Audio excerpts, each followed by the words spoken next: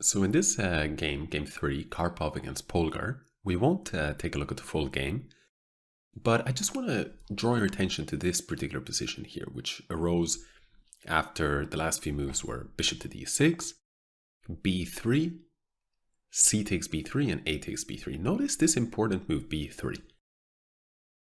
Not only targeting c4, but also opening up this diagonal from c1 to a3, which is very important when you consider that after c takes b3, a takes b3, we see that the most central pawns for black, maybe you could even include f7, but let's say d5, the most central pawn, and it's supporting pawn on c6, they're both on light squares.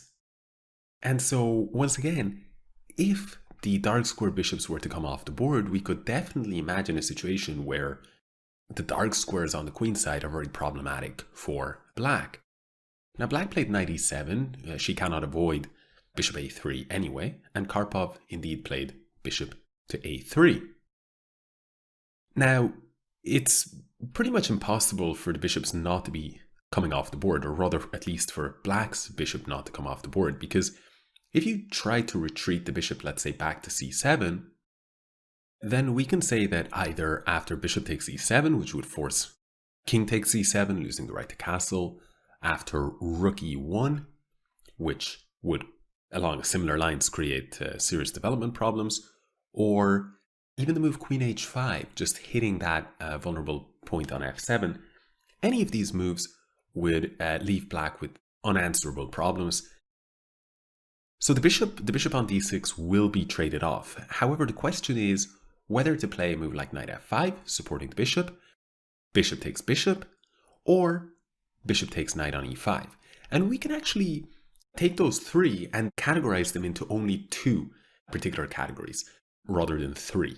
So bishop takes a3 and knight f5, we can put them into the same category, which is the category whereupon the bishops get traded. White's dark squared bishop leaves the board, and black's dark squared bishop leaves the board, right? So it is a fair trade in that regard. So we can say knight f5 is like this, and we can say bishop takes a3 is also one such move. Now, this actually was not the direction in which black went. Black actually, after bishop a3, took on e5. And in my view, this is actually the worst of the three options, or the worst of the two options if you're accepting there being two broad categories. So why I don't like this move is because black already had some structural weaknesses along the dark squares, so it made sense for white to try and exchange black's dark squared bishop. But if you cannot avoid the exchange of the dark squared bishop, then perhaps best is to at least deprive your opponent of having a dark squared bishop. Instead, after bishop takes e5 and d takes e5, we can see that the structural weaknesses remain. But additionally, white actually is left with this dark squared bishop that can sort of punish those weaknesses more. So there's a greater imbalance of control over the dark squares. So I hope that that is clear, and in my view, this was a very significant mistake in the game. I only want to show you another couple of moves in this particular game.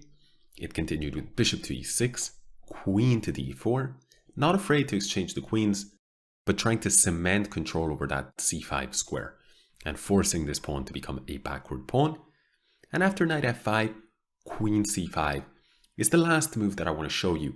Very important, because a typical mistake at beginner level would be to exchange the queens. Seeing that there is pressure here, we simply exchange the queens on b6. But the problem with this is that after a takes b6, not only is black's control over the c5 square increased greatly, but in addition, we can see this structure here. Black has gone from having 3 pawn islands, the first pawn island, the second pawn island, and the third pawn island, to having only one. And also the rook for black has actually improved without actually moving from its place. So this is a very serious positional mistake to be avoided. And of course, Karpov avoided it with queen c5. A few moves later, if we fast forward, we see that Judith did indeed exchange the queen herself, because it was impossible to dislodge the queen from its post here on c5. And so she was the one who actually initiated the exchange, and this suited Karpov fine because now the bishop on c5 is well posted here, pressing on a7, restraining the pawn on c6, and the structure, of course, remains with 2 pawn islands on the queenside rather than just one. So I hope that you found this moment instructive. I won't be saying anything more about this game. We will likely revisit this game towards the end of the positional chess series. So if you're watching the full series, there'll be more commentary to come on this. Otherwise, I hope you found this particular discussion on the dark squares interesting. And with it, let's move on to the next Karpov game, which marks a change of pace. In this next game, Karpov was facing Veselin Topalov, one of 2 Karpov-Topalov games that we will be looking at, and that is a game where the action took place on the king's side. So I shall see you guys there.